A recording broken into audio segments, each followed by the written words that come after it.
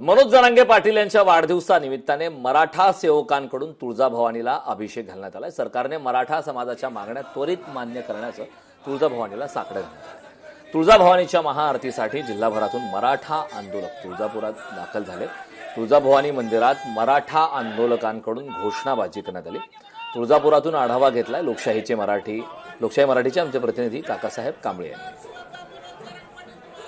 मनोज जरांगे पाटील यांच्या वाढदिवसानिमित्त तुळजापूरमध्ये मराठा सेवकांनी तुळजाभवानीची महाआरती केली। आता माझ्यासोबत कार्यकर्ते आहेत। काय केलं नेमकं आज?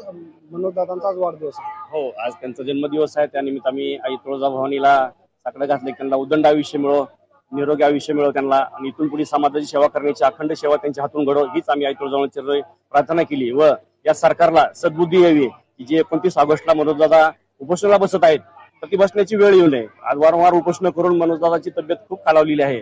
आता त्यांच्या शरीरामध्ये ताकद नाही। सरकारनं कुठेतरी जाणीव ठेवायची, आणि जर याचा जर उद्रेक उडला तर महाराष्ट्र सरकार नाही, कुठल्या देशातलं सुद्धा सरकार राहणार नाही।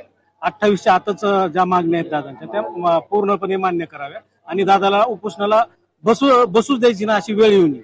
तरी मी सरकारला आमच्या समाजातर्फे विनंती करतो की आपण लवकरात लवकर मागणी मान्य करा, अन्यथा त्याचे परिणाम खूप वाईट होतील।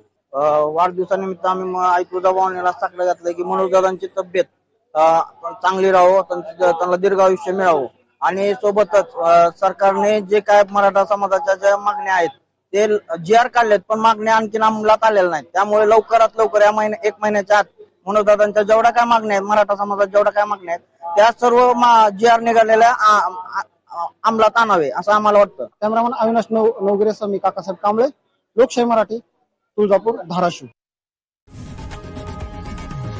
लोकशाही मराठी ऐका, पहा, जागरूक रहा।